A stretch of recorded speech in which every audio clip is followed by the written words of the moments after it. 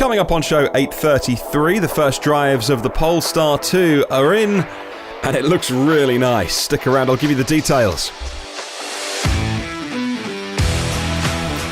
Plus on the podcast today, Tesla is retrofitting heat pump noise cancellation blankets. Mercedes-Benz latest plug-in will do 62 miles on electric power, and a Jaguar EV type, well, not as crazy as an idea as it sounds. Good morning, good afternoon, or good evening, wherever you are in the world. Welcome to EV News Daily for Wednesday, 8th of June. My name is Martyn Lee, and I go through every EV story, so you don't have to. Couple of new Patreon supporters to say hello to. Two new producers of the podcast as well. Thank you very much to you guys. Firstly, a new producer is Granton Smith. Thank you very much, Granton. And a new producer is Keith. Now, Keith A. KLIPSTEIN. Keith, thank you so much for joining up on Patreon and funding this program to make sure it's on the air every single day.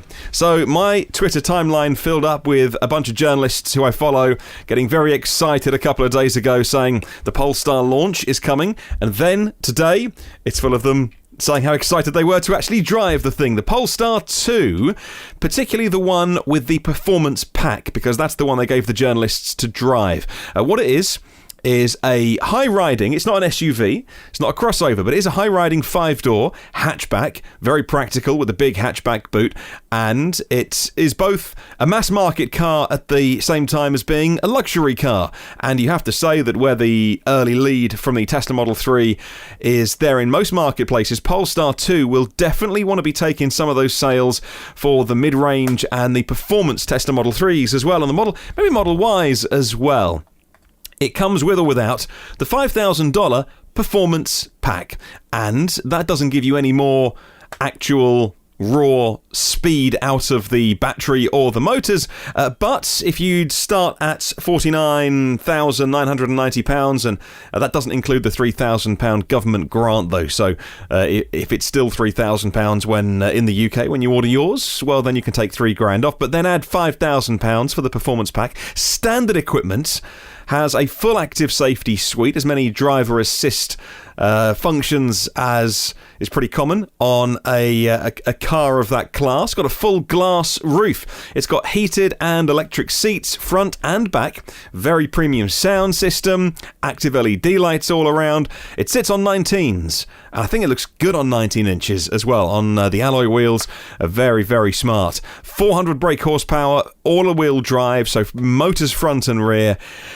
And from a mid-level Model 3 and upwards, it's definitely going to be something that a few people will be looking at and saying, you know what, I think I'm going to test drive both and just see what. Obviously, you're going to have the most hardcore Tesla fan ever, who is never going to want anything else apart from the latest greatest coming out of California. But there are definitely people who are, certainly interested in electric cars, and those people who are open-minded about which one they go for. And it might be a Model 3, might be a Model Y, but actually the Polestar 2 looks like it's going to be a very, very interesting choice if you are in the market for a £50,000 car. Now, of course, it does sit between Teslas. It sits between the long range, which is $47,000. Well, actually, because the price that Tesla post online, which is $47,000, that is with the grant taken off. So this is actually, because Polestar didn't put the price online with the $3,000 off. So yeah, 50 minus 3, same price. Tesla Model 3, dual motor, all-wheel drive. Same price, Polestar 2. Tesla long range, all-wheel drive, does 348 miles on the WLTP test cycle, and the Polestar 310 miles on the WLTP test cycle. So already you're looking at a difference there of just under 40 miles. Is that going to be a deal breaker for some people? 0 to 60, pretty much the same. 0 to 60 Tesla, 4.4 seconds.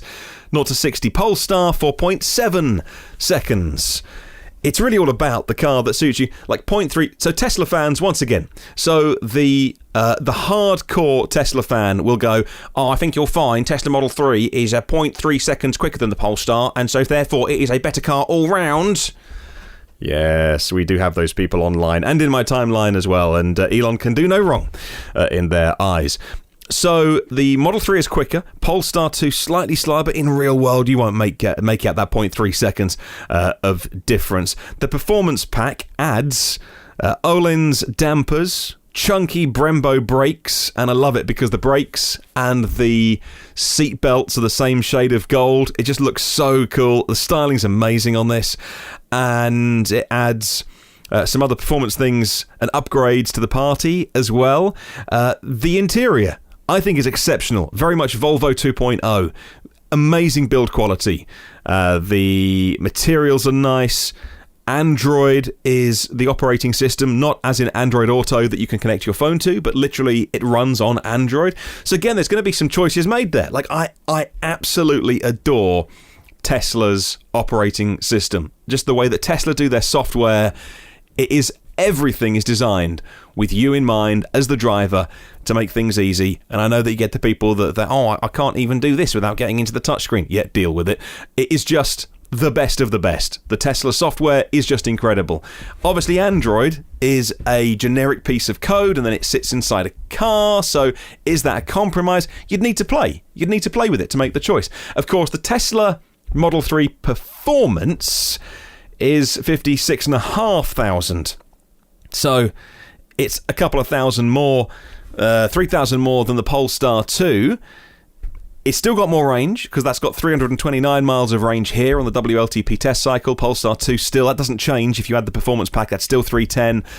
The top speed, I don't know. I didn't even look for the top speed of the Polestar. It's just insignificant, isn't it? It's just willy waving in the gym changing rooms. Who cares how fast you can go? Unless you are in Germany and you drive on the Autobahn, or you're on a drag strip, or you are seriously making up for something in the trouser department. Who cares how fast you go? Anything more than about 80 in this country is going to land you in a world of pain with the police.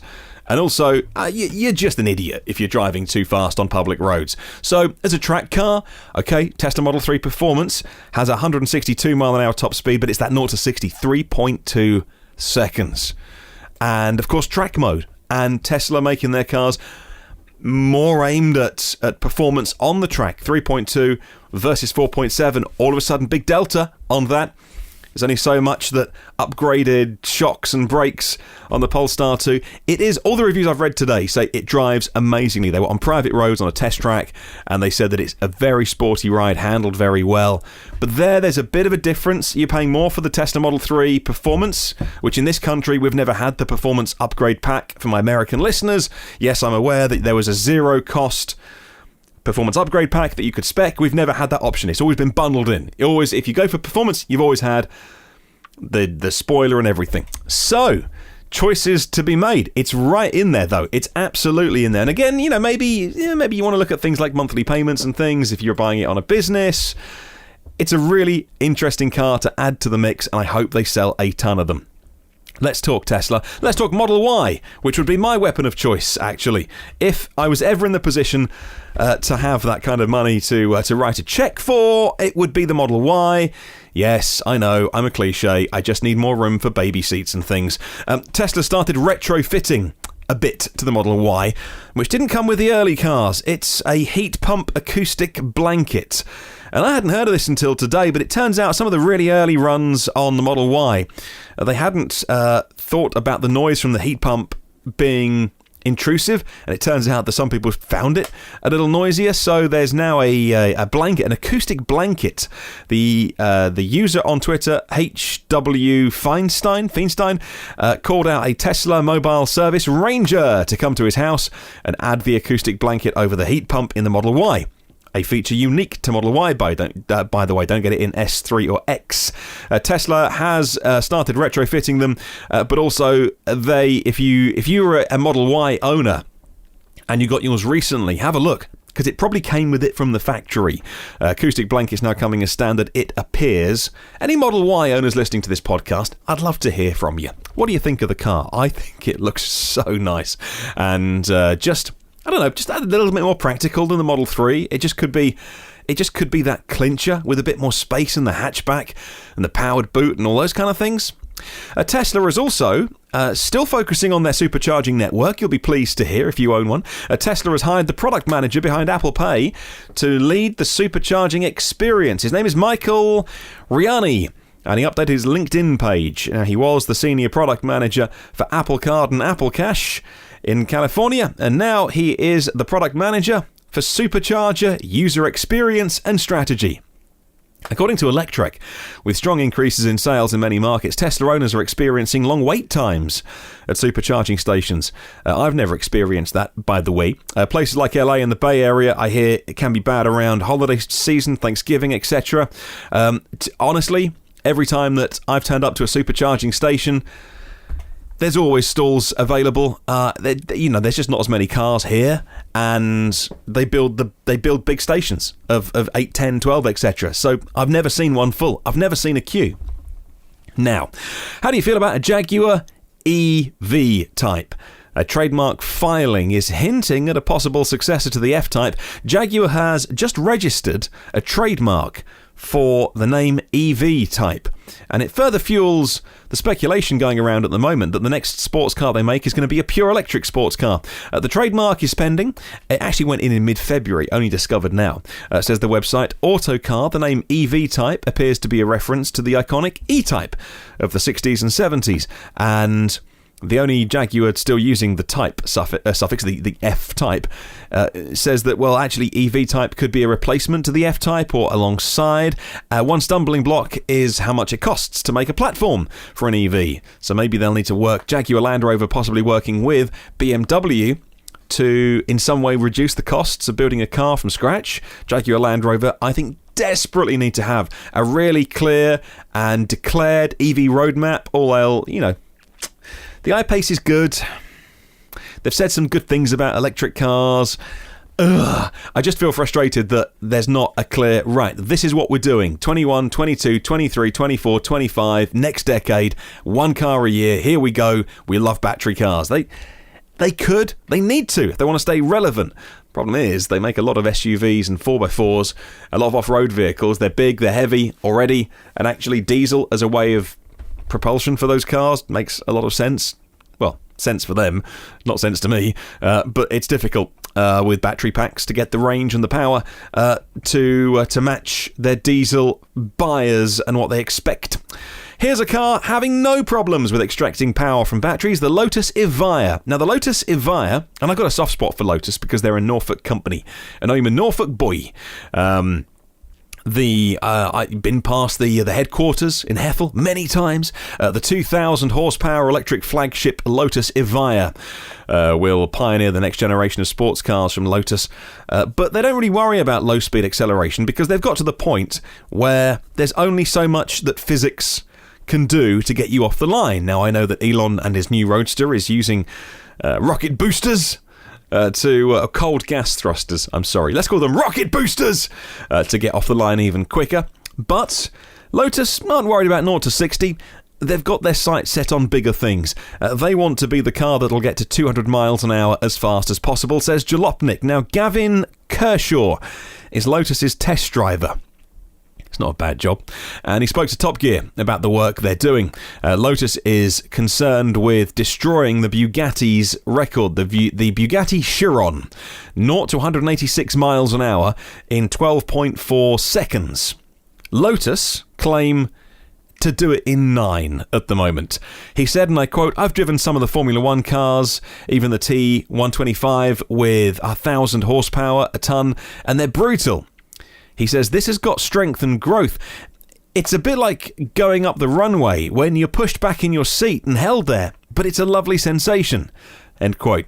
Well, it really is. The thing about a piston engine, when you get to that much power, a piston engine is fighting with the physics of putting the rubber down onto the tarmac, onto the asphalt to make you move forward. The tyres are constantly ripping their way forward with every piston that goes up and down.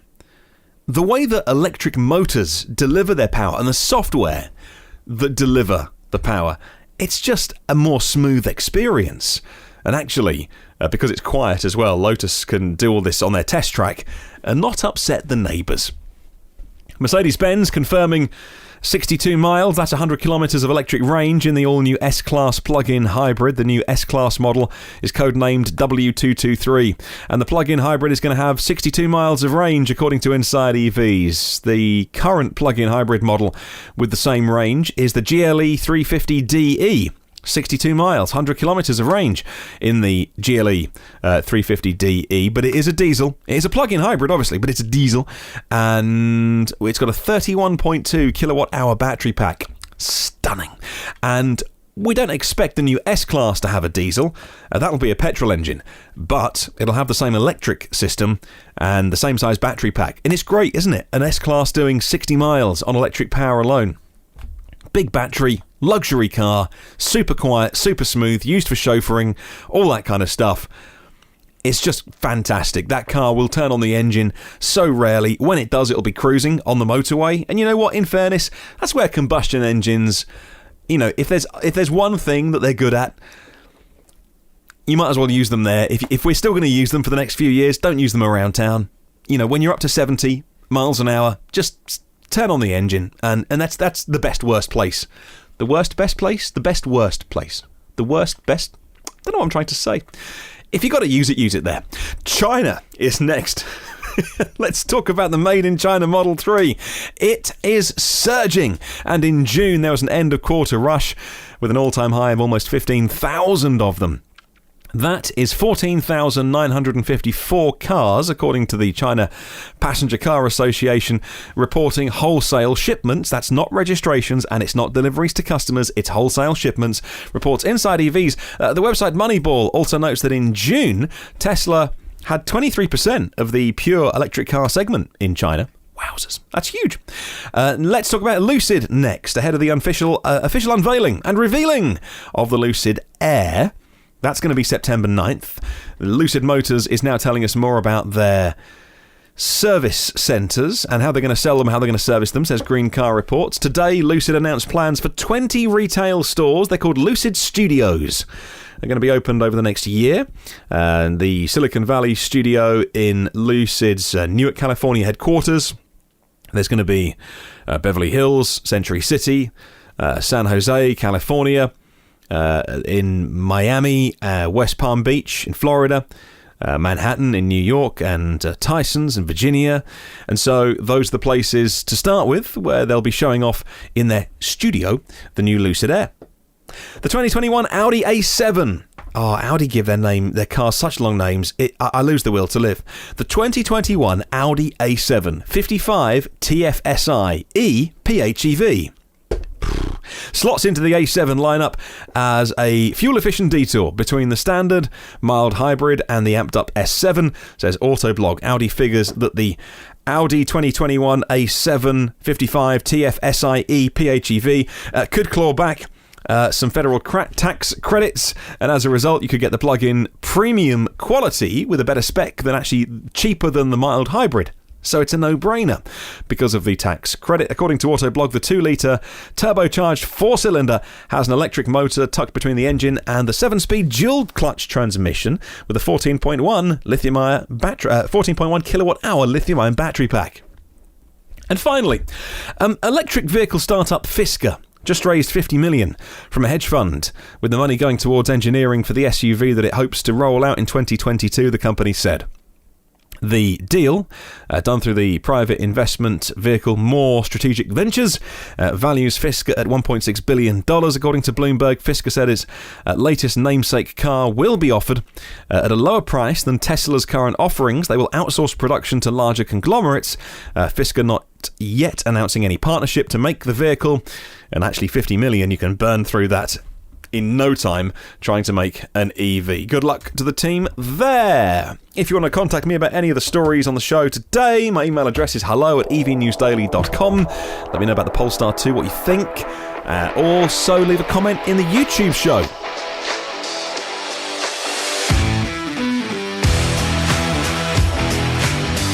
Well, there are 832 previous shows in the archive, and you can get to any of those on the blog, evnewsdaily.com, the podcast feed in your favourite podcast app.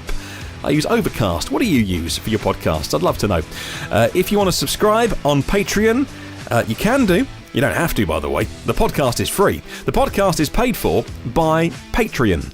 That's individuals and companies that want to fund this show so that you get it for free. And if you'd like to be one of those heroes that I read out on Sunday, check out Patreon, patreon.com/EVNewsDaily. My premium partners are Phil Roberts of Electric Future, Brad Crosby, Avid Technology, Brightsmith Group for Clean Tech Talent, Porsche of the Village in Cincinnati, Audi of Cincinnati East, and Volvo Cars of Cincinnati East, and now nationalcarcharging.com and allohacharge.com. Have a wonderful day. I'll catch you tomorrow, and remember there's no such thing as a self-charging hybrid.